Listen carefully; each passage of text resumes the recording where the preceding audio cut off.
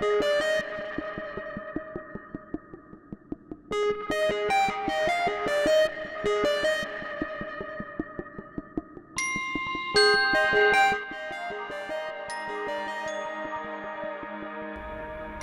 right, well, good afternoon.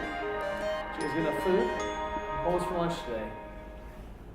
Anything good? Any good, like pigeon or guinea fowl or no? No lobster. No lobster? No. Okay. Welcome to Application Analytics. Add the right features to your app. My name is Brian Randell. I'm a partner with MCW Technologies. We're a small consultancy out of the United States. We do a lot of work for Microsoft as well as focus on Microsoft tools and technologies. I'm an MVP in Visual Studio ALM, which basically means I spend too much time with Visual Studio and Team Foundation Server as well as Visual Studio Online.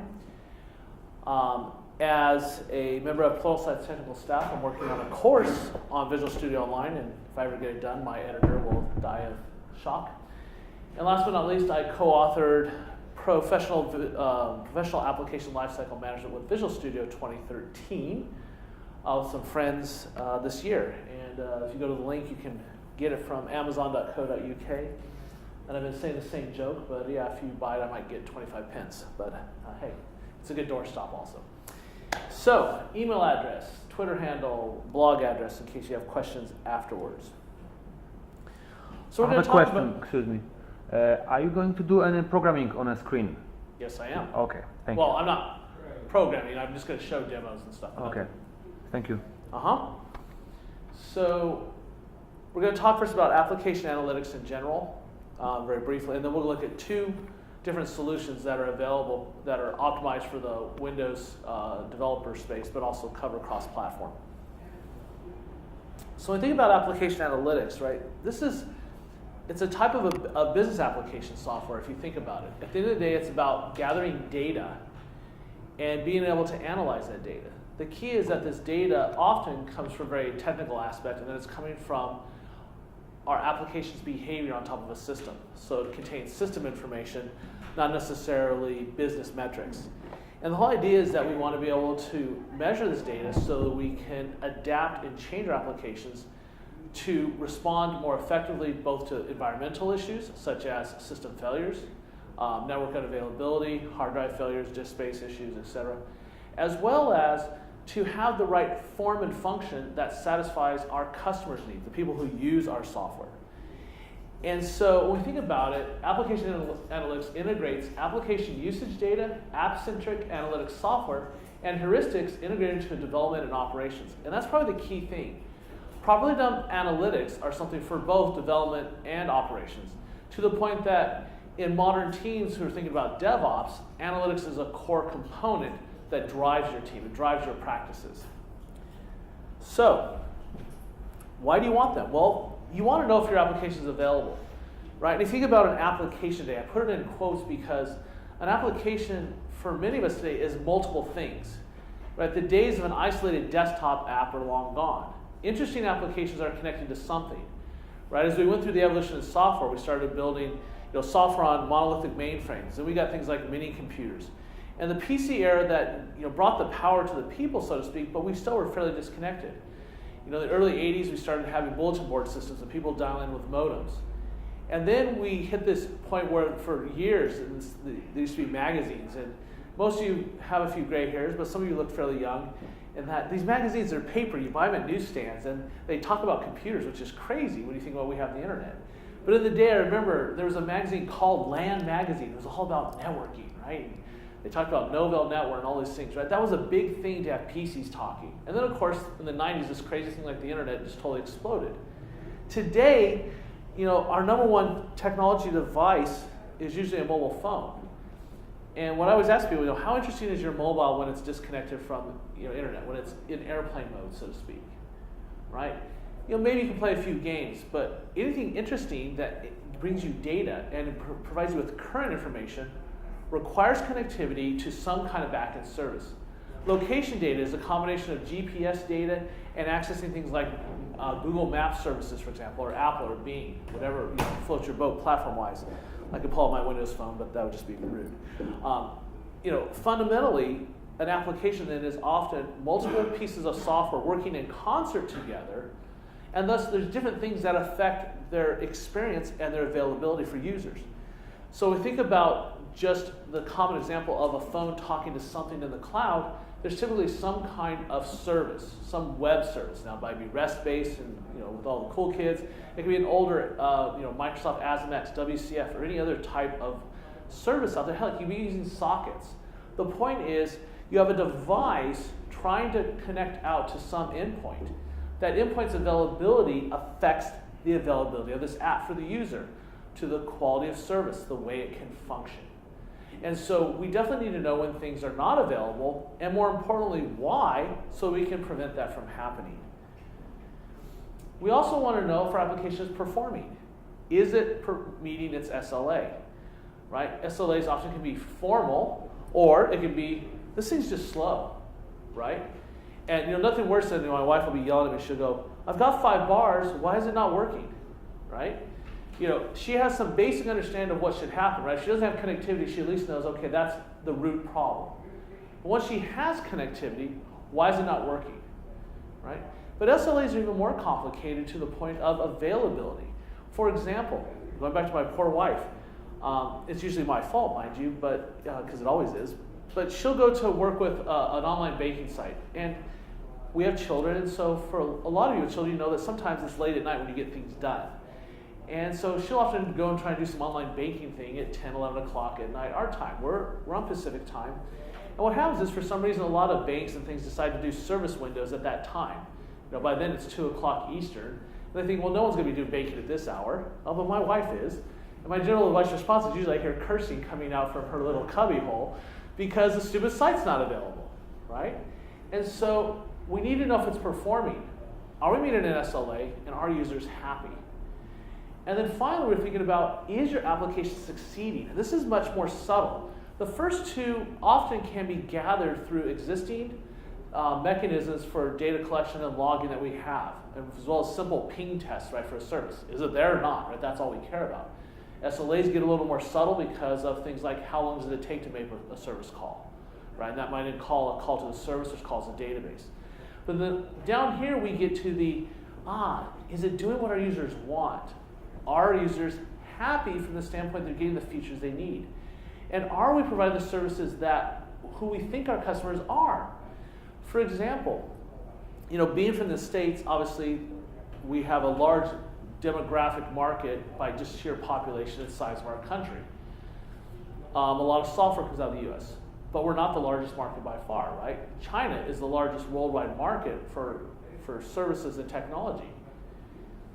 The question is, are you providing your services with what they need? So for example, someone's coming from China, they might prefer to see your site in Chinese, okay? Europe, you guys have faced this for years, the need to localize across multiple languages to provide a great consumer experience, right? Heck, I've even seen it on parts inside the UK where you see things localized into older languages like Welsh and Gaelic, right? Now, I don't see this often on terminals that someone's using, but fundamentally there's this notion of how much can you customize to give that great user experience. But there's something subtly important here about getting this telemetry. It's that by having this data about our users, how they function and what they use, we can make better decisions about where to invest in. For example, if you realize that 50% of your customers are coming from China, you might want to do things to get more of them to come and for them to shop more and to buy more, to use your services more, right? It's having that insight of what's going on that's critical to going through your backlog and grooming it for what features next. And this is even more critical when you don't have direct access to your customers, which when you do consumer-facing applications, you often don't. Or because of legal rules, and EU has some nice privacy regulations, rules about how you can even interact with them without getting them to opt in. And so when you're facing an environment where you can't, I don't want to say surreptitiously, but you can't just gather data by watching them, you have to tell them, and then you have to also have them opt in, the amount of data you might get is limited, so you're trying to often get at least behavioral patterns. You might not be able to associate it with Bob, Tim, or Abby, but you can associate with the users that came from this IP block that generally we believe was from this country or from this region of the country, right? Because we're not looking for the subtle, outliers that are willing to use VPN software to bypass it or go through a Tor network or something like that. What we're trying to do is do an analysis of our active users and find out what they want. This is what analytics is all about. So we have passive telemetry where we can gather data because of the environmental conditions of the system. And then we have active telemetry where we customize our code base to provide markers and ticks and flags and notifications to our telemetry gathering systems, our analytics systems, about what's going on. So, what are you going to buy? Well, there's lots of things out there that you can buy. I'm going to show preemptive analytics. I have a short demo as well as I'll show you a bunch of screenshots. Microsoft has decided to get in the game. They have a pre-release product called Microsoft Application Insights. I'm going to try and show you part of it, and I have some walkthroughs. Microsoft has been, how should I say this?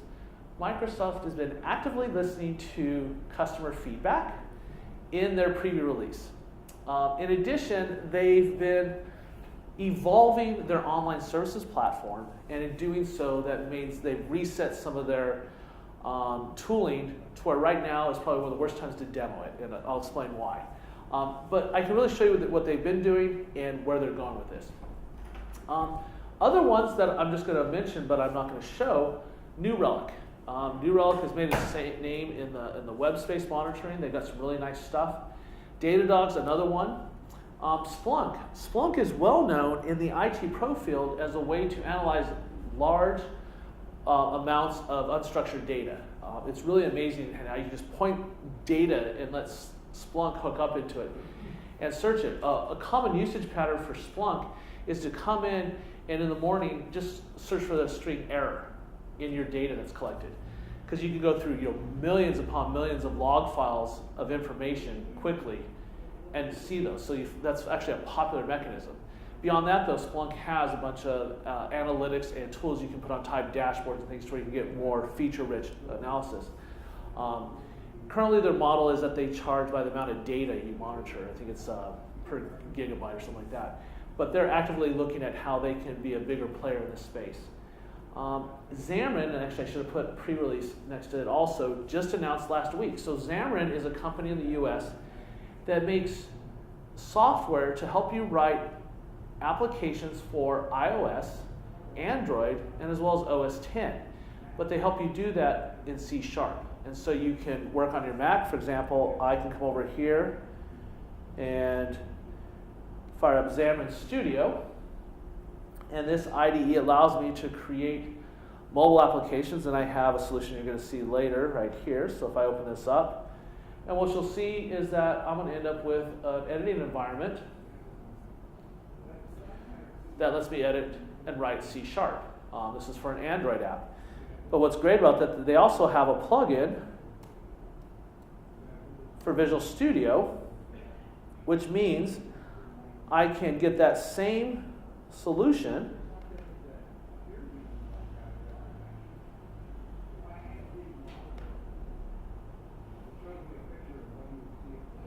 in Visual Studio. Excuse me? No, it's not free. They have a low-cost edition, and then they have a business and enterprise license. And then as you can see here, they have a special tool that hooks up to iOS to build iOS applications because the way Apple makes their rules, you have to run this on OS X. But the point is they make this set of tools that are optimized around mobile applications, and they have a new analytics product that is optimized around that. So if you look at these different products, they're not all the same. In fact, it's not easy to say that you would only need one versus the other. On this list here, Preemptive, for example, probably has one of the broadest reaches as far as the stacks they support for custom telemetry. Okay, once again, remember, some of these things will give you analytics through monitoring the environment. For example, Microsoft Insights has a feature they call Global System Monitoring, which at the end of the day doesn't require you to do any code. You just point it at an endpoint. It'll do basically, HTTP 200 checking. Are you okay? You can then add what's called a web test, which I would go and perform a set of HTTP request and response combinations. And based upon the success or failure of that, you can do something richer. Neither of those require you change your application code. Okay? New Relic does a lot of the same thing. Datadog has those features. Whereas Xamarin Analytics is optimized more upon you adding some telemetry to your application. And some of it's just by referencing an assembly and putting in just a single piece of code, and they'll do a bunch of stuff through monitoring how your app runs. Same thing with some of these things. Microsoft has a plugin for Visual Studio that, depending upon your type of app, will automatically do some basic instrumentation. Now, it does modify your code a little, but you don't have to really think deeply. All of these, at some point, though, have places where you can think more deeply about the telemetry to really build the shape of your analytics data warehouse. So in either case, these are available, and of course, nothing stops you from rolling your own. Although I discourage you from that. Microsoft, for a company that has deep pockets and lots of smart people, they still haven't shipped their first version of their product. So that tells you something, that it's not necessarily as easy as it looks. But hey, you guys are all smart, maybe you can do it faster. So let's take a look first at application insights. Now, I will warn you again that this is preview. Now, application insights is a part of Microsoft's larger ALM family. Now, traditionally, Microsoft has offered on-premises solutions. In the late 2000s, around 2009, they really started laying out their vision for a cloud-based platform. When they released Azure, I think that was actually a 2008 PDC. But in either case, they really started thinking about, hey, we have customers that will want a nice on-premise solution, but we also know there's customers ready to go to the cloud. So they've brought Team Foundation Server to the cloud under the banner of Visual Studio Online. Now, I did a talk about this earlier, so you can watch the recording if you didn't come to the talk. But I talked about this in detail, and I'm not going to here other than to point out that there's this thing, Application Insights, that is a part of the larger Visual Studio Online family. So in order to use Application Insights, you have to define yourself a Visual Studio Online account. Now, this is where we're having some evolution. When they first built Visual Studio Online, it was its own set of services. Now, behind the scenes, it took advantage of Azure itself, but you didn't access it via the Azure portal. What's changing is Microsoft is building a new Azure portal and a new set of services. That new portal is going to integrate their existing Azure services, as well as it's going to bring Visual Studio Online, including Application Insights, into this new portal. Now, here's the fun part. The portal's not done. So to get to Application Insights, some of it's in the old portal, or the current production portal, and some of it's in the new one. In addition, they've been kind of working on their APIs and stuff. So, like I said, right now, I wouldn't go and waste a lot of time. I say waste a lot of time. If you're going to look at Application Insights, you need to look at that it's in active development, and that what you do today might not be useful in 6 months because they are making changes. We're going to want to wait for Microsoft to say, hey, this is our new updated pre-release, go forth and use it. The key thing right now is they don't have an SLA, and they're telling you, go ahead and use it in production if you want, but understand it's not production ready. We're not providing SLAs and guarantees. Okay? Anybody wondering if it's not that far along, why would I mention it? Well, a couple reasons. I thought it was further along when I did this abstract for this talk, which was back in May. And second, if you're in the Windows space, it's kind of hard to ignore Microsoft, right? They are the 800-pound gorilla. And they're going to make this attractive in a number of ways, both feature set and pricing. Particularly if you have an MSDN subscription, you get a lot of value of Visual Studio Online for free. So as an MSDN subscriber, you might find this. Now that said, if you're coming from, say, an OS 10 environment with no Windows technology and stuff, then this probably wouldn't necessarily be exactly for you. They would work with some of your stuff, websites and web servers, but it's not as broad reaching. Now, related to Visual Studio Online, you can try it for free for 5 users, and you get 60 minutes of build a month. Otherwise, they have different plans. You get free access with MSDN. If you need to buy additional licenses, there's pricing up there, and it's fairly cheap on a per month basis. When we think about what you get a lot of good stuff, and it's worth considering if you don't have a good ALM set of tools or you're looking to move to new tools, particularly if you're a small, medium business where running your own TFS server properly with backups and recovering, doing all the admins can be quite expensive. Online has a lot to offer, and you get a lot of good stuff for free or with your basic and professional subscriptions. If you happen to have a bigger version of Visual Studio, such as Visual Studio Premium, Ultimate, or Team Test Professional, you get access to a lot more features. And you can also buy these advanced features. This is useful, for example, if you have testers that don't use Microsoft's test tools, but want to use the web-based test case management. So something to consider. Which brings me though to the shared services, and this is what's interesting is, this slide was given to me by Microsoft, so that's why it's worth showing in that these two items over here, the green and the blue, are available. So cloud build and cloud load testing are something you share across an account. They give you a certain amount of free minutes a month, and then you pay for additional minutes. So you get 60 minutes of build, you get 15,000 virtual user minutes. But then you'll notice the purple box, Application Insights. Well, once again, when this was first built, they announced the preview back in November of 2013. Well, fast forward, we're almost a year in. And like I said, things have changed. They basically have turned the ship and said, we're going to take the feedback we've got from our pre-release testers and users, as well as we've got this vision of this new Azure portal, and so those things have slowed them down. So they may have thought that by now they would have a pricing plan. So we don't know what it is, but it looks like they're planning on it to be some account-based licensing.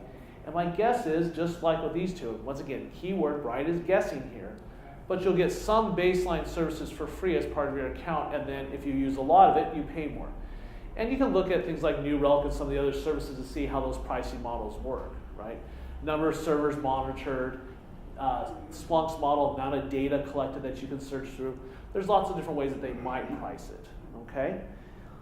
So what's it going to do for you? Well, Application Insights is going to help you collect all sorts of telemetry data, both just generic runtime data, how's my application performing, did it crash, exception information, to more specific pieces of data that you specify through custom telemetry. This data then goes up to the Application Insights services, and then you use the various dashboards to drill in and get information. The key thing to understand about Application Insights is it is a cloud-based product only. That means anything that's being monitored has to either be reachable from the cloud. In other words, if you have web servers running on premises and you want to monitor them, Application Insight has to be able to reach them from the internet. Or if you have applications such as a mobile application that you've added custom telemetry to, it needs to be able to reach the App Insights services to phone home, so to speak, and upload log information and things like that. All right, so you have to understand definitely what type of application you build, what your data collection policies are going to be, and will they be accessible. If you're not accessible to those situations, App Insights may not be the right solution for you. But let's talk about what it does do. So first of all, customer usage monitoring. How are users using the system? What's going on? Global system monitoring. Microsoft currently has 16 points of presence around the globe that you can use to check your server and services availability. Okay, and like I said, these can be very simple ping checks or richer web tests. Application performance monitoring. This is two things. APM in the Microsoft space means two things. Is the application performing from an SLA perspective? Is it performing from a performance perspective?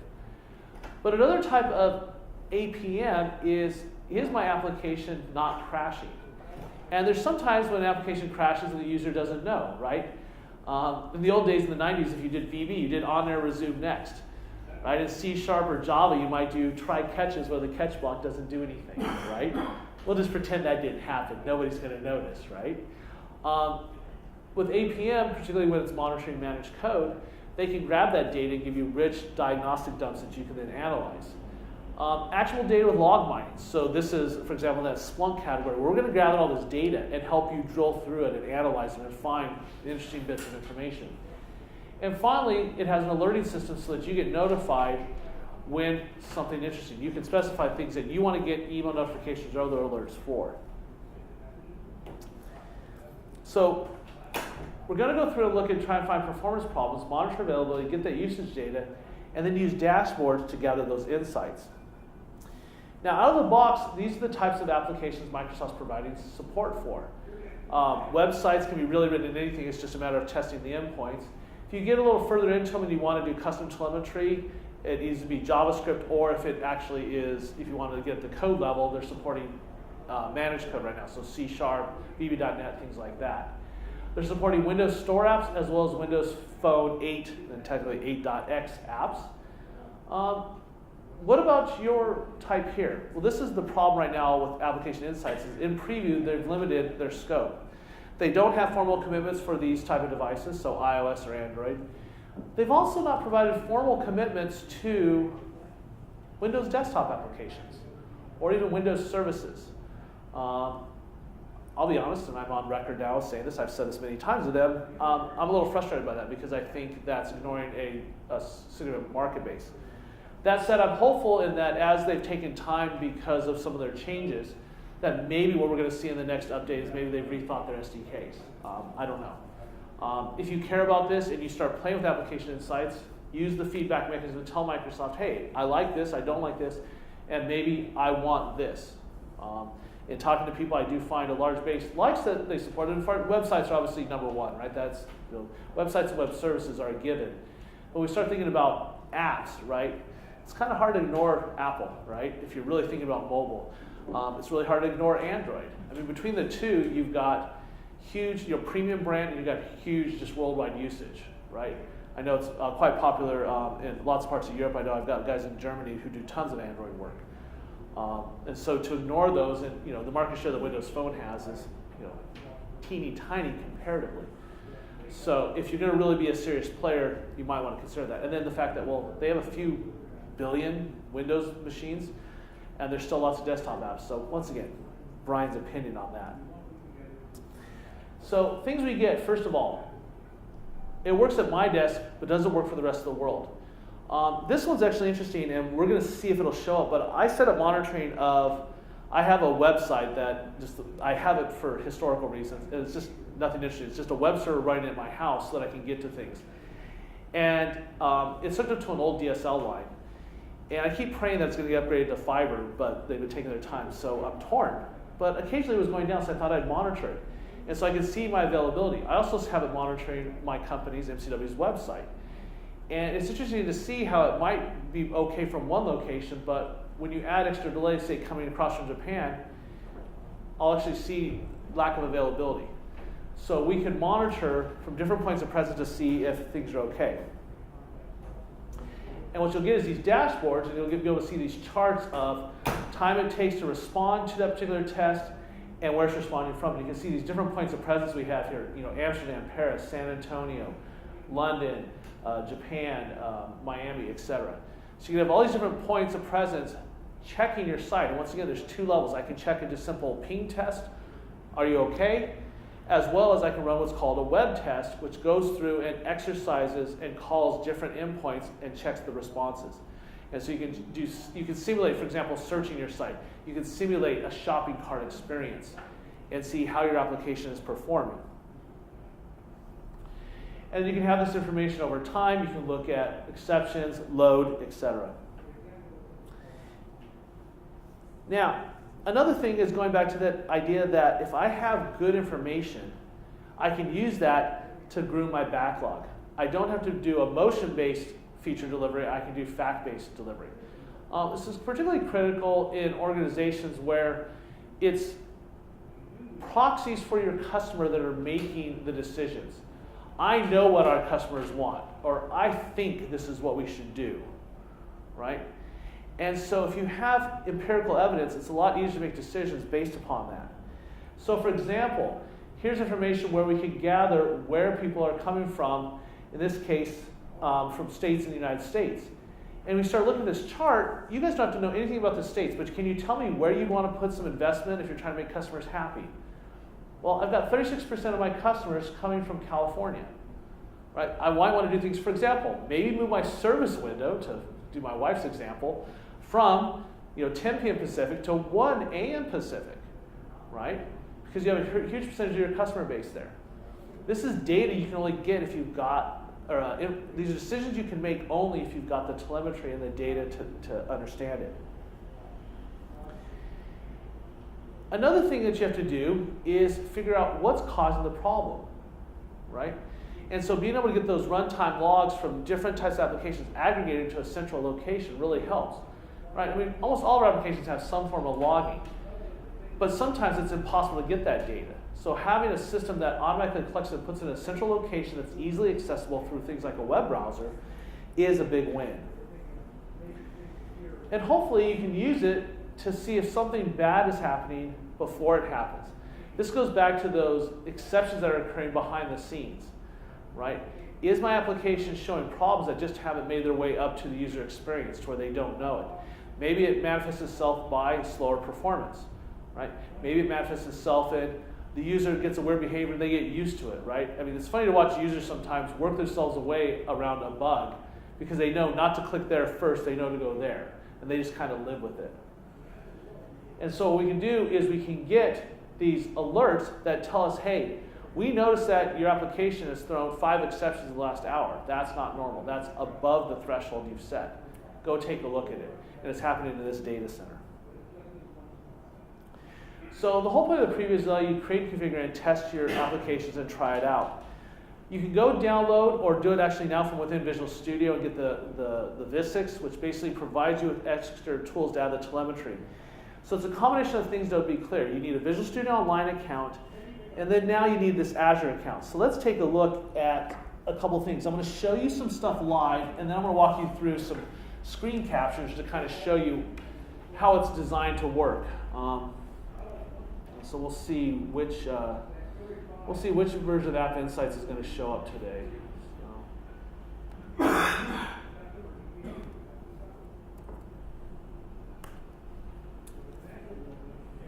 Cloud services with App Insights?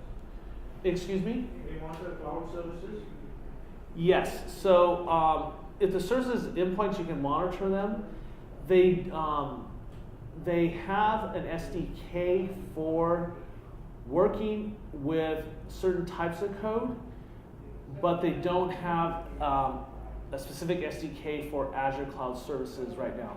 In addition, like with Azure websites, you can't just use Azure websites out of the box with them. You can monitor the endpoints, but you can't put custom telemetry right away. There's not a built-in SDK support. So once again, that's where they're evolving things. When I say cloud service, I assume you meant Azure. Is that correct? Yeah. All right, so let me log in. And then I'm going to, once you go here on your home page, you'll see Try App Insights. And when you do that, okay, well, so far this is good. Earlier it was showing no data. So you'll notice that my up rate is 98.8% and 98.6%. So if we go to this website, oh, this is awesome. We're going to get data today. Great. Now, earlier this morning, and so once again, the main group is working on Redmond, so it's possible they're just doing maintenance. I was not getting any data. So we can actually see that I've had some trouble where my site's been down. And we can see the different areas. So in trying to access it from Europe in the last 24 hours, I've had a 94.08% up rate. Okay? And I can come in here and drill down and look at what happened. And here what I'm doing is I'm doing these basic web access requests. So what happens is when you want to monitor something, you come over here and say, new single URL test or new multi-step. If you do single URL, you just provide the endpoint.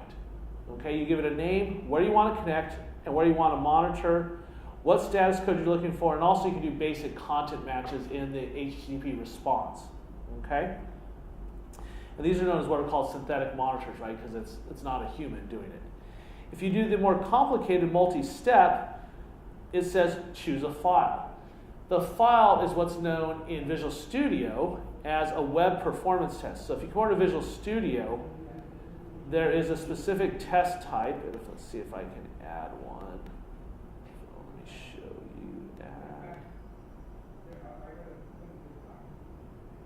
You go under. Let's see if I can. All right, it's filtering them out, but there's basically what's called a web performance test. And the reason they call it that is you generally use it in conjunction with load testing to do things. But it basically is just simply a set of steps that are played back as a form of HTTP request and response pairs. And you come over and you upload that file and specify it will basically run it and check the status. If it fails, then it fails the whole thing. So that's how you implement your more complex shopping cart items. And so you can go over here, this is my last 24 hours. I can go over here and say show the last 7 days. And if I go really fun, we can say, let's take a look at the last, let's look at summer. So we'll go all the way back to this summer in North America, June 1st to today.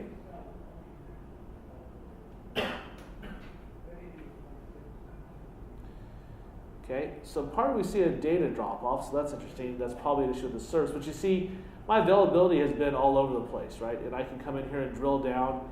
So we can see I was down, it looks like, at one point for a couple days. Okay. And so this is fun when I go and yell at my provider and say, hey, give me money back, you weren't available, right? And so this is just one of the easy built-in things that doesn't require any custom programming, no real work on your part, and you get this nice availability, and you get this set of global points of presence to look at things. And if I go to my MCW one, we can see that it's had some issues, but it's been up better. And then some of these also is not so much that the site was down, it's just the site didn't respond fast enough from that point of presence. I've set a certain threshold about how fast I want the response to be. And so that's a combination of where they're calling from, but also my server, right? My server's not running on multiple huge servers on big pipes, so if it just doesn't respond quick enough, you're going to see that. So that's an example of just the synthetic information. And notice that I got to this by going to the Visual Studio Online portal. In contrast, if you go to the new portal.azure.com and log in,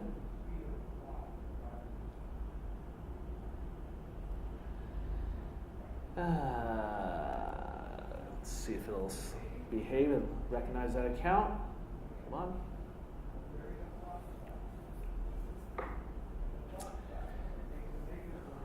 What you're going to see here is the new Azure portal, and for contrast, I'll open up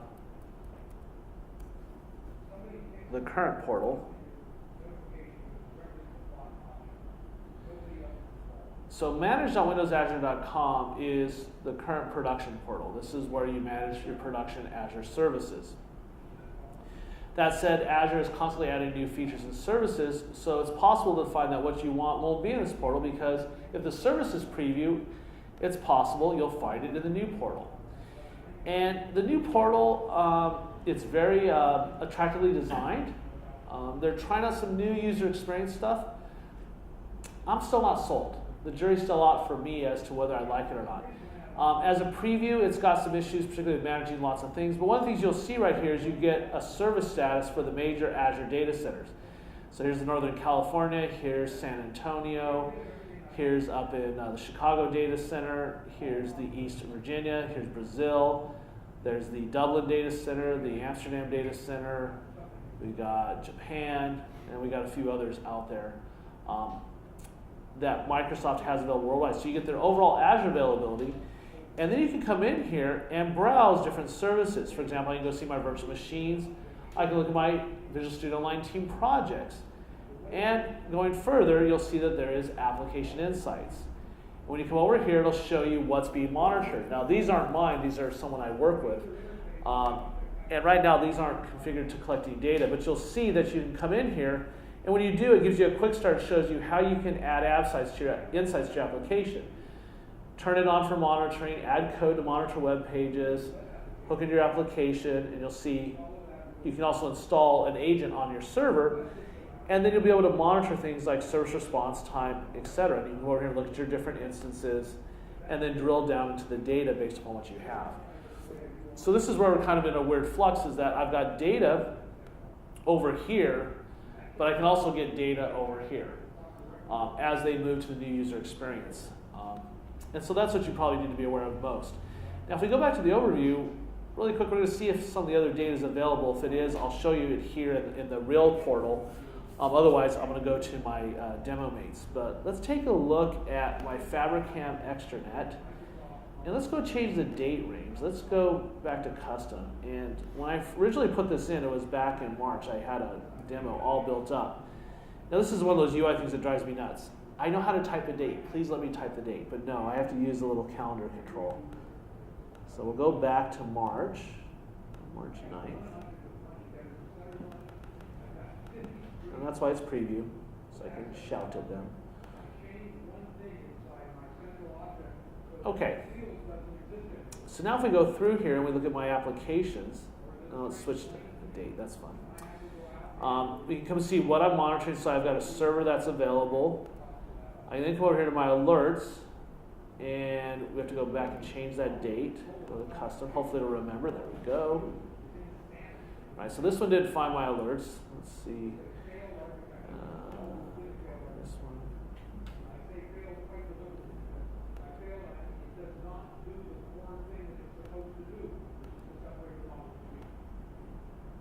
Yeah, all right, so someone decided not to show up. Let's go and see the usage, because usage will often show us the top pages a user's used. I need to change the application. Let's go to the prod, and then we'll go back to usage, and go to users. Okay, well, it's decided it's not going to show me, so that's why we'll go to the demo rates. At one point I had some of this working. They've changed it so it's not all behaving. So what we'll do here is show you how this fictitious, for a fictitious company, how it can work. So we'll come over here to my, whoops, here.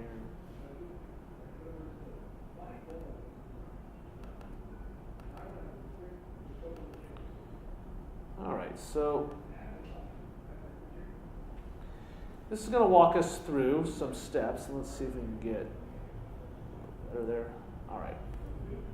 So imagine you have Fabricam Fiber, a fictitious cable company, and they have a system for monitoring service tickets. And so a user can come in, look at a ticket, and they can get self-help information. They can also come in and use the internet site for employees. So they can come in here, log in, they can go look at their service tickets. They can then look at service ticket details, and then go in here and assign them to a technician, delete, etc. They can go in and create a new one, right? Typical type of corporate website where you do things related to your business, okay? You've got probably a custom website or maybe mobile applications that you're using. So in this case, we're going through and we're going to fill in a ticket information, and we'll go through and create it. And you come over and delete it. Let's center that a little more. All right, and go look at the customer directory. So basically, what you see here is exercising the application. Different things are happening. Now, watching the way the user goes through that can then be seen and monitored through this dashboard. So one of the things about application insights, and what you're going to see is the dashboard is going to look like that new one I showed you at the end. But you're going to be able to come in and define custom dashboards of information you care about. Things like availability metrics, things like reliability.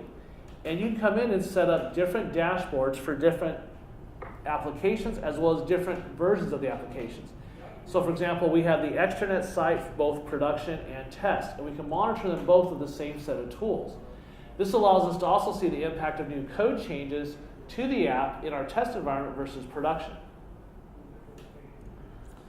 So we can go through and look at reliability, performance, and go through and look at our different dashboards. Now, then we can look at different events. For example, as we change code, we can see that there's a memory event here that we can look at later. Whoops, let's come back here, sorry. Now, look at the internet, we might want to remove availability. So you can come in and customize different parts of the event and alerts you care about. So it really lets you create a customized user experience based upon what you care about. In this case, we get rid of availability. And now you have a site that looks the way you want. Okay, come over here and change the text, resize. And the thing to do is not get focused on exactly the way this looks. Just understand that their intent is that you'll have this customization available in the portal to make dashboards have that heads-up display that you want to use, the order that you want them, etc.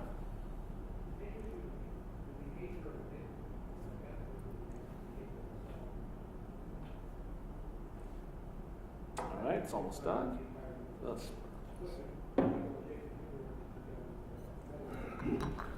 All right, here we're going to save our changes, and now we've got our new dashboard. And of course, it's easy to create a new dashboard, give it a name. You can specify optionally different types of templates. So this is going to monitor the custom site. And you'll see they have a blank one or an application instrumented one where they know to look for certain standard telemetry if you use the VISIX in your application code. And then you can come in here and pick different types of metrics you want to add. So this is pretty obvious. We'll just kind of jump along here.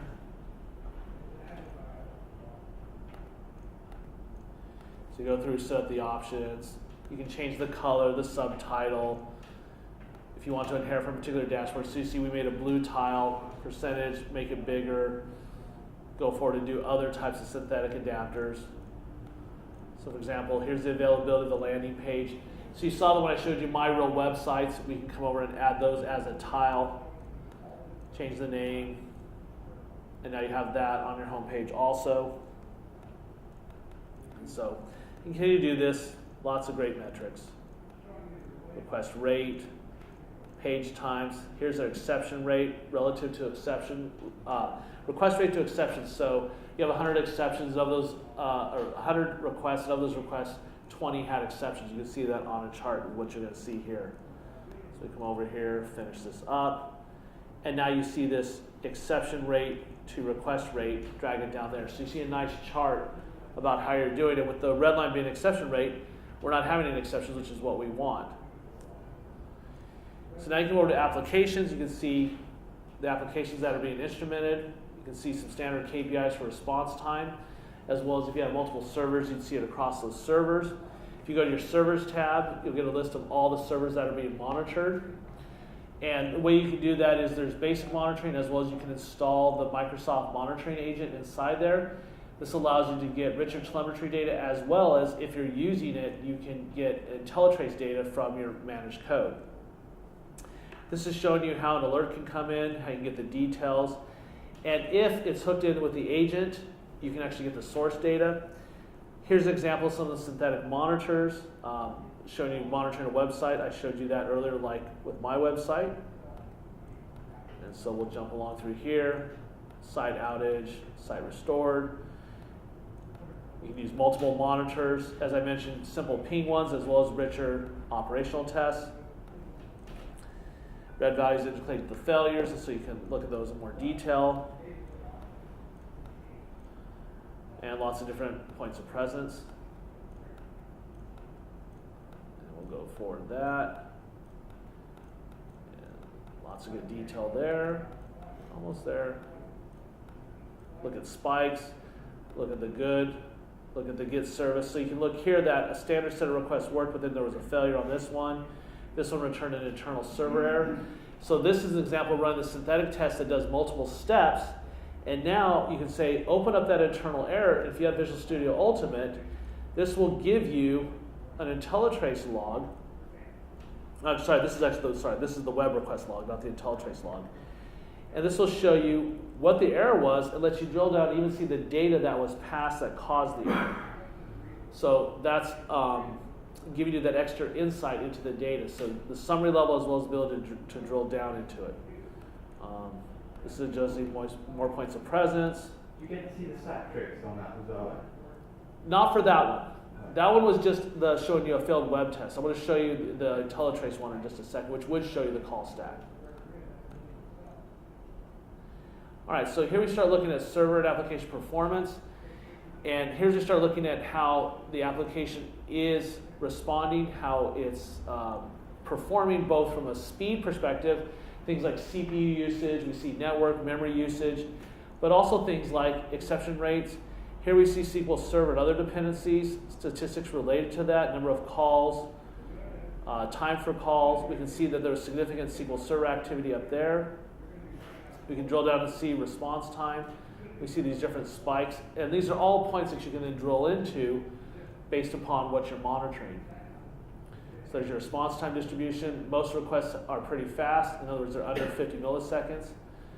You look at your exception rate over time, and there you see that there was a spike in exceptions at that time as well as here. If you look at your CPU percentage, once again, there's a spike around process CPU usage. And so you really can start looking at different individual events and then correlate them across what was going on at those points in time in your application. Same thing here is memory use. Right, we see that there was memory use. average instances, we only have one server being monitored. If you had more than one, of course, you would see that. And then here you see your top 10 requests by issue count, so you can take a look at the various calls being monitored. So here we're going to look at the exception rates. So we're going to drill down into this. So we click on there. And then we go over to the diagnostics section. And then there's that spike that we've got. And we see that there's some correlated performance events, as well as we have 25 exception events. If we come into the exceptions, we can come over and filter by the different types. You can group by the number, as well as you can come in here and specify the different types, so exception, performance, or memory. And if we come over to grouping, we can say by problem, request, exception, failed function. So come over and filter, we see we have a null reference exception. We said it's in our ASP.NET page view. We can open this up, and this will give us some detailed logging information. And then if we have IntelliTrace, you'll see there's this option up here to download the IntelliTrace file. But we do get call stack information in line inside the browser. And this is coming from having the agent installed on the server that's running the ASP.NET application. And so we see there's the exception to get customer summary in the employee review model.cs file. And we see that the customer object was null. So that's some rich information that we can see right in the web browser for this particular application being monitored. Typically what you'd see in an event viewer on IIS server and the same sort of stack trace you get in an event viewer on IIS? I don't think you're going to get this kind of detail in the standard event viewer. If you dumped an exception, you'd get just the exception trace. But the thing you're going to get here is if you have IntelliTrace, you can open up the IntelliTrace file, and when properly configured, you can open up the IntelliTrace file and select debug, and this will launch the historical debugger, which will find the source code and take you right to it and let you see where that error occurred in context inside the application. And that's probably one of the more compelling features. Now, the downside for people, of course, is it requires Ultimate. But you only need one copy of Ultimate to take advantage of it. And that's where you really start seeing the value of having this application insights monitoring technology that's monitoring your Microsoft stack, correlated into a central location to be able to bring that information down. So you can have a lead developer, advanced developer go through and look at that and really get to the bottom of the problem sooner. And you can go forward and then you can do additional metrics and various things. I'm not going to go into too much more, but basically you get the idea that Microsoft is really set out to build a very rich platform to help you monitor both availability and how your application is being used. And here we're drilling into the memory metric. We take a look at the memory event. We can drill down into that tile. And this will go to the diagnostic events also. We can open it up, you can see memory usage reached 50%. We can drill down, we can see that there's this .NET CLR memory. We can go look at the performance counters and see what they were showing from the machine. And this is just automatically collected telemetry from having the agent installed. And here we can download the memory snapshot. This will let the diagnostic screen inside Visual Studio. We can see what process that was occurring in. We can see what was loaded in memory. And we can even compare it to a baseline snapshot to know what we think we should be having versus what we're seeing here. We see that the customer size has increased, not alarming, but we can look at the customer objects is gotten really huge, almost 500 million. So you come down and drill down into this. We can start seeing that we're having large instances, basically over 256 megabytes. 256 kilobytes.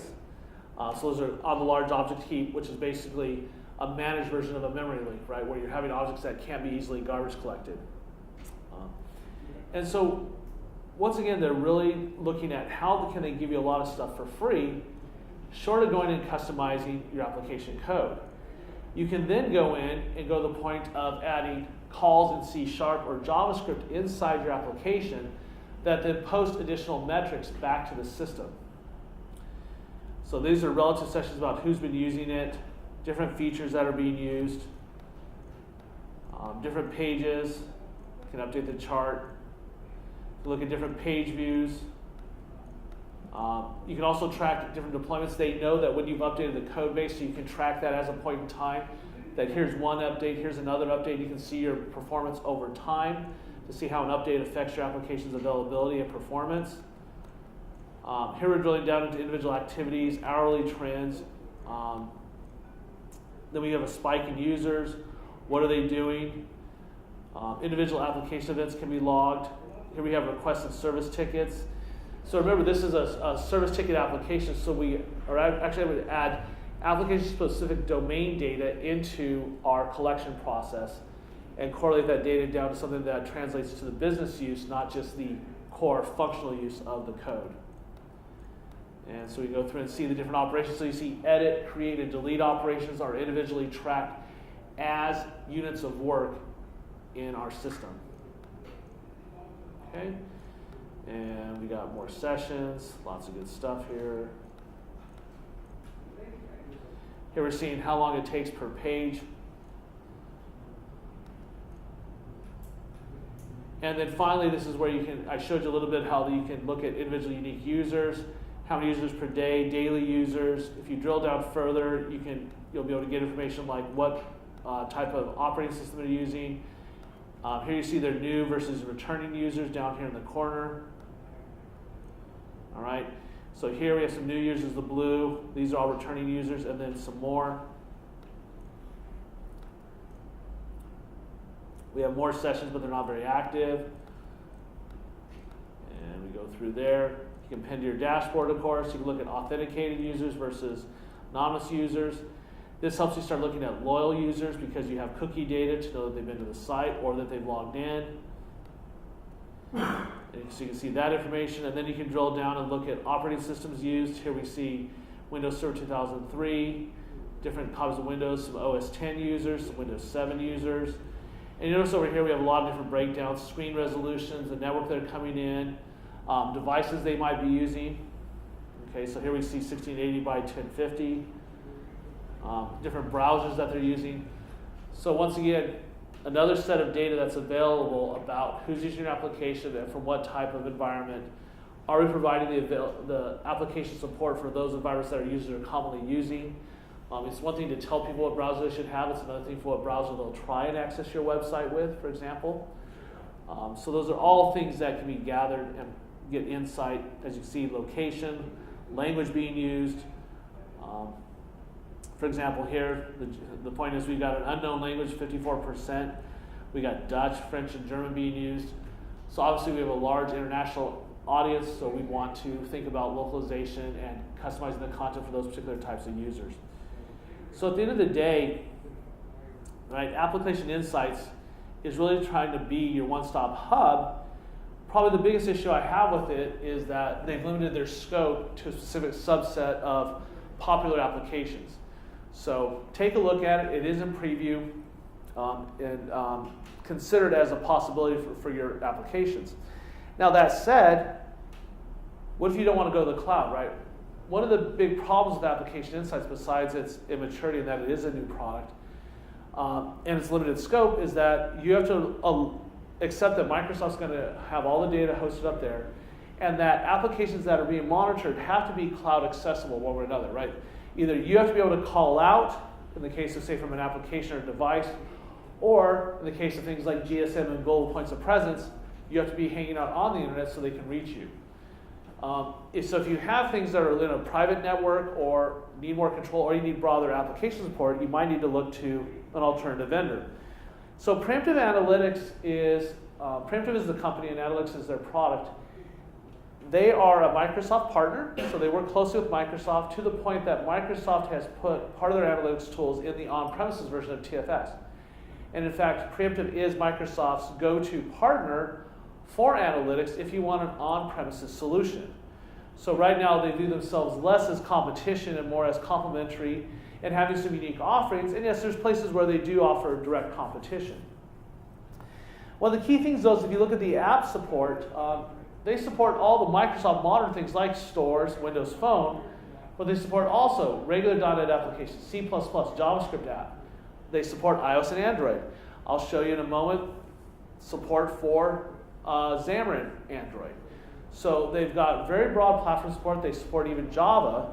And they support different types of application types, right? They're not focused on just one thing, they're focused on broad reach, whether it be enterprise line of business application, B2B applications, or commercial ISV style applications, if you're doing something like consumer software. And the other thing is they have a very flexible deployment model. You can run everything on premises, you can run a hybrid situation, or you can put stuff up in the cloud in a combination of using their services as well as virtual machines. So the idea is that you're going to have your various types of client application and production servers, and you're going to have preemptive analytics hooked in with TFS as the common usage scenario.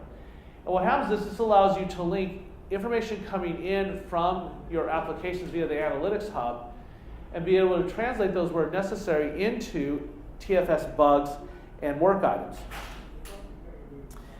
They provide a community edition out of the box. So if you install TFS 2012 or 2013, preemptive analytics is in the box. Microsoft worked a deal to where you get basic analytics available for .NET applications. If you want richer support for full platform support, you want custom business rules, and you want to integrate with all types of application code bases, you upgrade to the professional edition. And this allows you then to hook in with the preemptive analytics workbench. So you have the baseline features that are built into TFS through the TFS administration tool, or you can upgrade to the full analytics workbench, which also then allows you access to their analytics data hub.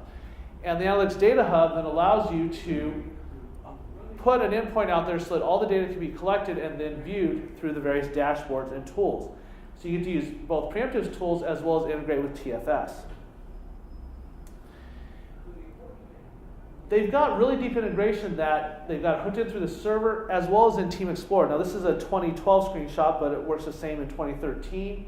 And what you're able to do is look at real-time incident detection from within TFS and then correlate that to your code base and start working on bug fixes. When an incident occurs, it gets translated to a TFS work item, gives you things like stack trace information, an incident work item. And this is very similar to what I showed you with the IntelliTrace data earlier. The difference is with preemptive, they get that broad array support. IntelliTrace is something that's focused on managed applications and is optimized for web server and web services installations. With preemptive, the data can be coming from any of their application sources, and they'll provide that to you in their log format and in their workbench, but also the ability to translate that into a work item that then can be picked up by your dev team. So you see in here, we can have work items data that accept new data, which means that as something happens, it can get updated. So often what happens is an exception occurs for one user, it occurs for multiple users. You don't want a million work items for the same problem, but you do want to know that this user is happening for more people. So it can do updated counter data, and you can look at that overall on the workbench and see it as a trend, but you only have one work item to actually go through and fix. It's easily configurable. You can do custom rules if you do the full version. With the basic version, you get 3 rules types. You get error count over time, severity of count, and top error over time. If you upgrade to the professional version, then you can write all your custom rules and specify how you want things to happen. Once you have the rules and have the workbench set up, you can then use their dashboards, very much like application insights, to go through and take a look at what's going on. And I'm going to give you a demonstration of this in a minute. But here's just some highlights of things you'll see. Overall session activity, new and returning user, session and user count timing, OS usage, right? When you start looking at these things, New Relic's going to have the same things, Datadog's going to have the same things, right? These are common metrics. And so you start getting into the customization where things get to be a little more unique. Runtime usage and timing, all sorts of good stuff. Geolocation. Naturally, you're going to be able to filter down on type, organization, usage. You can also come in and create custom pages and custom charts. And you can add different widgets to provide you with additional information, geolocation lookup, etc. Pages included, exception counts mapped on top of that. Lots of good information, link to URL, search and filter settings. And then you can go in and create different dimensions, slice and dice, and look at it with different charting controls, built-in animations. All this is available in their full product. And so it's one of those things that's really nice to know that you have an option out there that's really rich. And probably why I like Preemptive the most is because they have such a broad platform support, and they've been doing it a while. The downside to, for example, Xamarin, it's brand new. It just came out last week. Okay, you're going to have to adapt it. And as much as I like Microsoft, and I'm an MVP, and I'm a big supporter of Microsoft, what can I do? I can't sell my customers a product that they can't pay for, that they can't get an SLA for. So those are things to consider if you're looking for something today. And like I said, you might want to look at the other products mentioned also. But let me show you an example with my phone. So this is just a sample app that I got from the Preemptive folks. They were kind enough to do the lifting for me. And so what I did is I deployed it on my phone here. And it's right there, so I'm going to just touch it. And what we're going to do is I'm going to end up with the home page that you see here on the screen. Okay? So same stuff here. And you'll see that there's different options. I can do an about. I can capture feedback and preferences. I can measure performance. I can monitor exceptions. And I can show identity information. Now, if I click Show Identity on my phone, it tells me I'm in the sales department. And this will be important when I show you the dashboards. But I'm in sales. You can't see that. But the other thing is if I go back to the home and click tap the Capture Feedback and Performance, I end up with this screen, which is a happiness index. And then I also can pick my favorite color. Now, before I do anything else, let's go out to my web browser.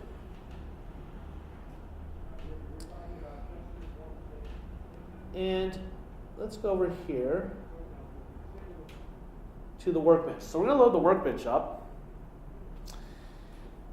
And what we're going to do here is we're going to come over and filter down this date to the last 7 days.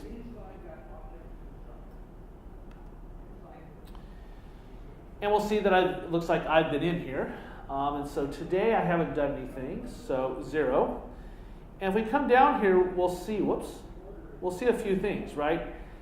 We have key statistics, we have feature summaries that may have been used, sessions by OS, and if we go back up here, we can start looking at things like critical activity, customers that have come in, and notice that we have activity by role, okay? So we had one session there, we have exceptions, happiness by day, so we haven't had any happiness yet, and for colors, we've had fuchsia and yellow, so you, sir, the striped shirt. What is your happiness index? So right now it's at 5. What would you like your happiness index to be? 7. Okay, so we're going to go up to 7. Can you verify that I set that to 7? All right. And how about you, sir? We'll pick your favorite color. Now, just for giggles, let's not pick fuchsia or yellow. You can pick aqua, black, blue, fuchsia, gray, green, lime.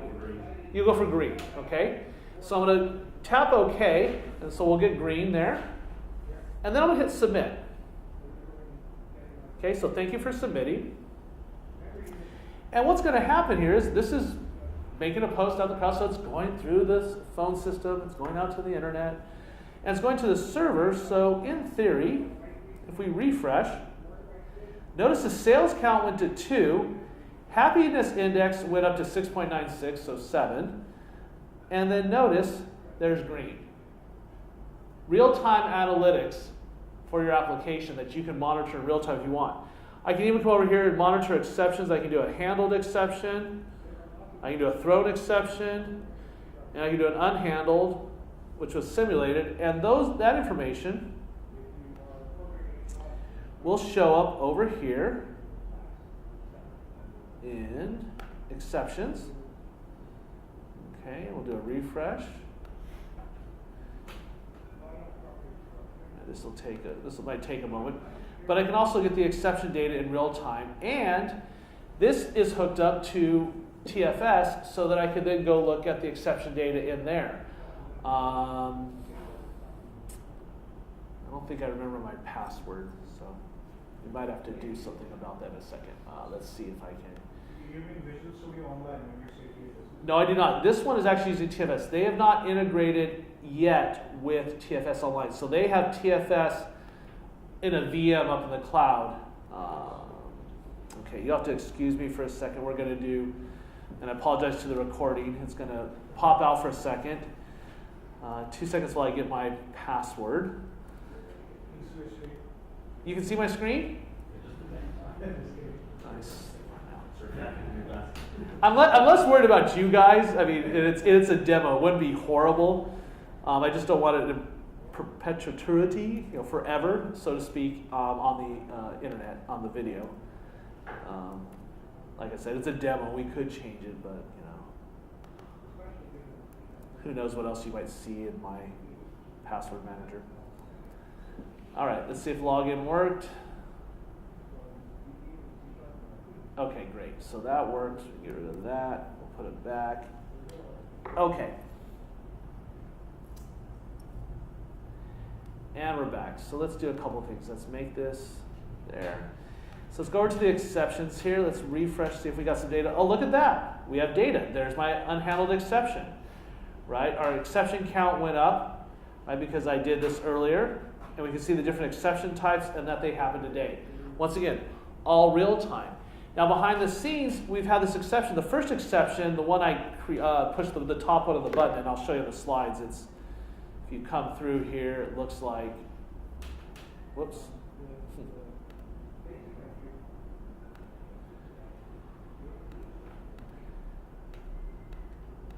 Whoops, back one. So there's just buttons to cause different ones to occur. So the one that's handled is the divide by zero error. So if we go over here and go over to TFS, we'll see we have the system.divide by zero exception. Now, notice it has the log detail, etc. And then if we come over here and refresh it, what we'll see here is that if we look at our all changes, so it was updated yesterday. So it hasn't come through with today's, but I did this demo yesterday. And what happened was we updated our count for this exception. So right, we're not creating a new one for the same problem. We're saying, hey, someone else had this detailed. And then what they do is they attach their preemptive log information to it. And what they have is they go, well, we've got the same data. Here's the current information that's the same. And you get the stack trace right there in the work item. Naturally, they're looking at how they can integrate with Visual Studio Online. Visual Studio Online, up until middle of May this year, when they announced it at TechEd, the extensibility model was fairly limited for server-to-server integration. You could use the client library, so Preemptive could have put something up in the cloud and then called it like a client, but that doesn't really scale well. Starting in May, Microsoft introduced two things. They introduced, and it's still in preview, a REST-based interface. So this allows Preemptive to have their workbench talk to TFS directly in Visual Studio Online, very much like the way they do it here, but in the online category. And they introduced something called service hooks, which allows TFS to cause events to occur to posting so you can actually get bi-directional stuff. So this is something that Preemptive has to invest in on their side, but they also need Microsoft to finish the service layer.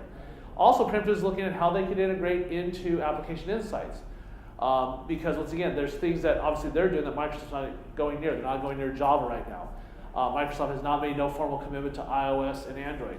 So you can actually use the combination of the two together, even if you wanted to, particularly if Microsoft provides something free in your Visual Studio Online account.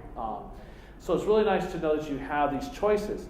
And like I said, what I like about Preemptive is the wide range of support and the fact that they do give you a rich set of choice.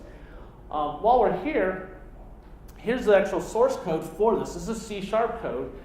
And for this application, you'll see a couple things. First of all, the unhandled exception handler is simply a line of code in the startup code of the application that sets up a global exception handler.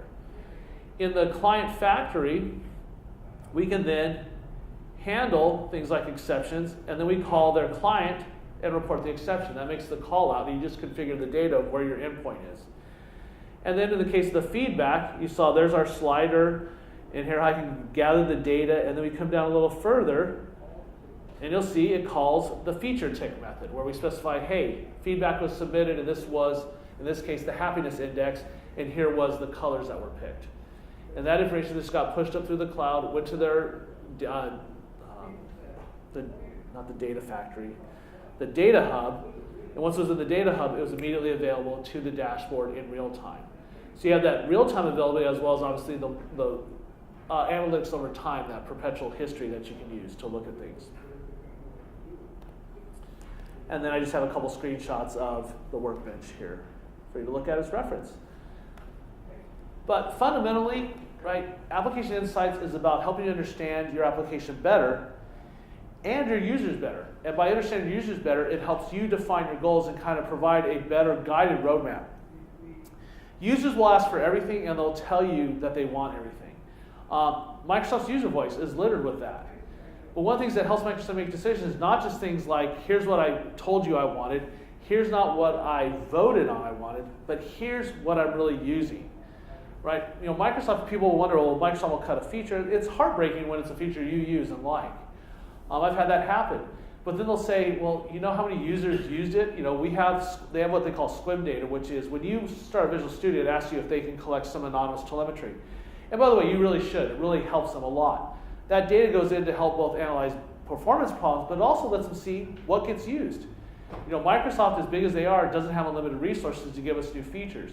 And so they do look at is, where do people spend their time inside Visual Studio, right? Where does Visual Studio spend its time? Do they need to fix performance things? We've seen that over the years. They keep improving performance. And so it's that analytics data that's going to help you make those better decisions to really satisfy your users. And what's nice about it is you don't have to do it all at once. For example, if you have a web property, just adding uptime availability will really let you focus on things. I didn't know how bad my site really was. It's not important because it's only for me, but really knowing that it was not available at all, but let alone that I was having, you know, around the world problems, and I travel a lot, is interesting to know. To the point is I'm deciding if I'm going to keep the line or not. It's one of those trade-offs, right? I pay for it, but I'm not getting the great service. If they won't do anything about it, why should I pay them? But I don't have evidence to go and say, look, you guys owe me money. You're not living up to your SLA. So you can do the same thing, and then once again, you then add the next level, which is the basic, where you just have to add the toolkit. Like with application analytics, you import the physics, and it just puts a little starter code in there, and you're done. It automatically gives you some base telemetry. And then finally, like I just showed you with the Xamarin application, you can go in there and get very granular about the data that's collected, which is particularly useful on a new feature, right? Did we do it the right way? It's a good way to do things like A/B testing, where you add feature flags, give two users different versions, tag them, and see how they go through it. See what their response time is. Stuff that is really hard to do if you don't have the data. Make your decisions based upon facts, not emotions. So on that note, thank you very much for coming. Hopefully you learned something and at least saw something you can think about. And I've got a few minutes for questions, if you have any. Will you use SCOM for looking at the monitoring? So that's an interesting question. So SCOM is Microsoft. The question was, do you use SCOM for any of the monitoring? Yes, I do. In fact, I have a customer that's using it extensively. So SCOM is Microsoft's System Center Operations Manager product. It does a lot of different types of monitoring. It's optimized for on-premises, so monitoring your servers in your data centers. Within SCOM, there's a number of features that you can use from an IT pro perspective to monitor, you know, processor utilization, disk space, operating system patching, things like that. They also have a component called Application Performance Monitoring. Now, this is important because the APM agent has evolved into the Microsoft Monitoring Agent. It's now the same agent used by SCOM in 2012 R2 that's used by Application Insights. And so the agent is configured to either talk to a SCOM environment or to an Application Insights environment. Okay?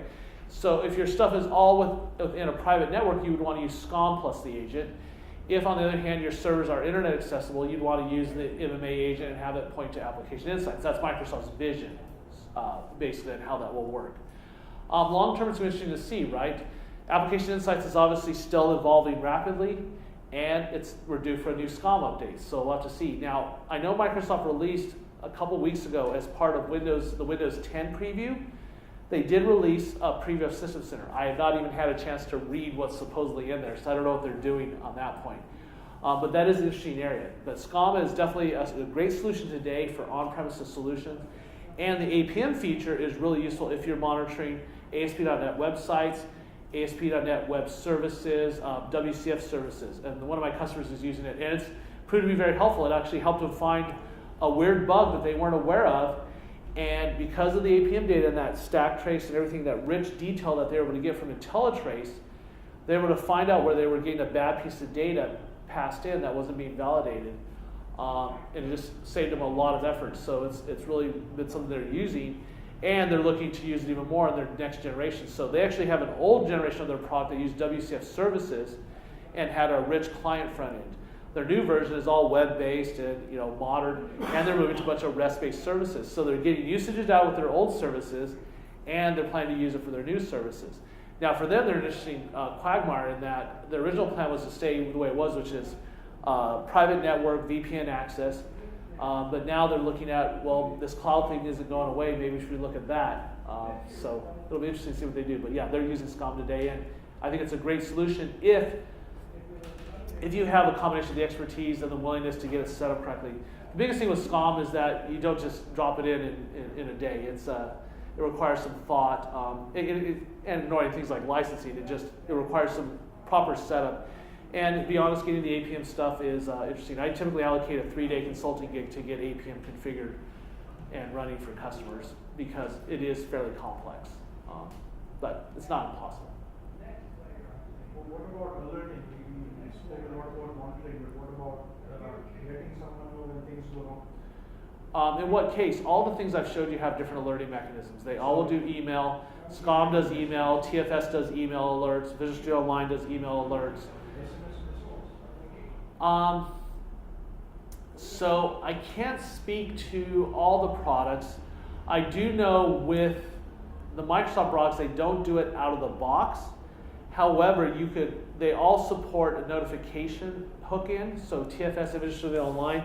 So you could just simply hook into your own service. So for example, Twilio, for example, you could use its setup. But it's just, the problem with some of those things is vendors have shied away from that because of the rapid change. At one point, I know some of the SCOM stuff in the older versions had support for pagers. Well, who gets a page anymore, right? And so what they found is they said, look, we'll support 2 things. Email is not going away. Everybody does email. Or we'll provide some kind of hook that you can get notified, and based upon that notification, you can do whatever you want. You can then create a bug in your system or do those type of things. So in the case of TFS, etc., it doesn't have anything beyond email, but it has, it's custom. It's email or a service hook, and you can then be notified, and then from there do whichever you want. So if I was going to do it, I'd just hook it to Twilio is what I would do. We're actually in the process of No, okay. We're trying to build a monitoring solution. We've got a decent Azure infrastructure, a couple of cloud services, Yep. web services, and queues and storage and all that. So we want to have a single pane of glass where we can monitor, besides the thing you just went through, things like the queue depth at any given point, dead letter counts, and if the storage is running, hitting its capacity, or if my certificate is expiring. And we bumped into all these problems, and then it's been more of a reactive approach. So Yep. we have any the end goal is to kind of set up a small service desk, but this is probably the first step towards doing that. So is there any product which you would recommend? No, and I can speak from experience. So my company with a partner company actually here in the UK, Engine Limited, who's a consultancy, we have built a new product that we originally built for Microsoft that we are going to take to market next year. In the process of building this, as well as Engine's experience working with lots of different big companies, big and small. In fact, Engine's the largest partner in EMEA for billing for compute and storage. They've done some really big projects. And my point to bring that up is that with a lot of experience, we've had to write custom stuff. A good example is Microsoft today still does not have a public API for getting billing data and pricing data. You can get the pricing data from the website, and they give you CSV files so you get billing data. And they're starting to add stuff for EA customers, but they don't have a public one. Well, the problem is we're doing things like for one of the customers that Engine worked with, they spent up hundreds of thousands of compute cores to do some calculations. Well, you can wait till Microsoft gives you the bill, or you can kind of look at it. And when you're thinking about those kind of numbers, you kind of sometimes want to check the accounting. So you want to say, this is what I think we ran. What are they billing us for? And so my point is, in the process, Engine and us, when we've built these products, have built customized metrics and solutions. We've used combination of things. Sometimes like New Relic. We've used Splunk. We've used different sets of data depending upon the customer need, because these are usually customer engagements, to analyze the data, because there is not a holistic solution, because all the things I'm talking about were built on top of Azure, right, to address your key point. So the short answer to the question, currently I don't know of any. Now it doesn't mean there's not out there. I've not sat down in the last month or two and researched and said who's got one. But to this point, I don't know of any off-the-shelf Azure-focused analytics solution that does the things that I know you want. And what we found in our consulting engagements is that we've had to do it ourselves custom, right? So custom IP has been built around these things to get that information. Now, that's what we've done for customers, and then we built this new product, which is basically I can even show you. Can I show you? I'd have to get the URL. We'll do that in a second if someone wants to see it. But we built basically a virtual lab environment so you can do pre-sales and classroom training. So it's on top of Azure VMs. So here's things we want to know, right? For example, if I go to create a class, how much is it going to cost me per hour to run that class? That's a new feature we're adding because we want to know that, but there's nothing in Azure, so we're having to do it ourselves. We have to know, data center availability. We have to check, storage times. How fast is it taking to load data? What's our time to load VMs? So there's all this metrics data that is not available out of the box that we're having to write ourselves in custom C# as well as with some PowerShell scripts and things like that. Another big thing, your standard Azure account has limits, right? When you set up an Azure account, even if you give your credit card, they give you a limited amount of resources because they don't want you to suddenly have this huge bill, right? So if you want more of something, you have to go ask for it. Well, if you're not aware of that, or if your account hits its limit, things just stop working, right? So let's say you need more virtual networks or more storage. So those are also things that there's an API for that, but where's the analytics to show me my usage over time? We'll create a class, and to run a class, you might need, say, 10 VMs at 8 cores each. So that uses 80 cores out of your account. Your standard account only gives you 20 cores, by the way. So we've bumped up our account, so we're now using 80, but if I shut down those classes, those don't go against my core count. So then you have this issue of, well, how do I track that kind of usage, which is, I have this much allocated in my system, but it's not allocated as far as Azure is concerned, right? So what's my buffer point? Yeah, all that stuff is things that we're having to write by hand. So separately, there's probably a market there. That said, that's a market that you have to be kind of bold to get into, considering Microsoft will be doing something around that. It's just a matter of if you're willing to wait for them or compete. So since we've been doing custom solutions, we built a solution. I don't know if someone like Preemptive or anybody else is going to want to get into that space on an Azure-specific solution because A, Microsoft has the edge in that they know everything that's going on, and B, they're working on an analytics platform. So, did I answer your question? Okay. Sure. Anything else? Well, thank you for coming to the show. I appreciate you coming to my session. Reach out to me on the internet if you have any other further questions. But like I said, if I get to this talk again next year, hopefully it'll be more verbose. One of the big things I want to do is get some. I need to get some customer releases to show you some real customer data for things we've done. But it's a great space to get into now because there's lots of energy around it. There's lots of good tools out there, and it's that next step of maturity to really make you a successful software endeavor, whether you're inside a company or you're a software firm. And I said this in my talk yesterday. Every company is a software company. If you're doing anything reasonably modern, if you want to stay in business, you have to have a good IT and software program. And the analytics is a big part of it. So thank you very much. Enjoy the story. Yes, one more? Just wondering, thinking about how companies like Netflix or companies which have massive cloud presence, how do they do it? Which might be outside the Microsoft stack, but they must have run into the same issues. And a lot of them, particularly when you talk about some of the big players, they are using a lot of custom stuff. What you'll find is that some of them have chosen to publish some of their stuff as open source. So tools they've used and ideas they come up with, but I haven't checked recently, but I know a lot of them they build in-house because they tend to they have these unique problems. The general recommendation I tell people is don't get obsessed about building your solution to be the next Facebook, the next Twitter. Build it as good as you can and use the right tools for the job, and know that in 6 months you might throw it all away because the way you solve a problem today will be totally different when you solve it at a different level of scale. But also, 6 months in our industry gives you a whole new set of tools, options, scale options.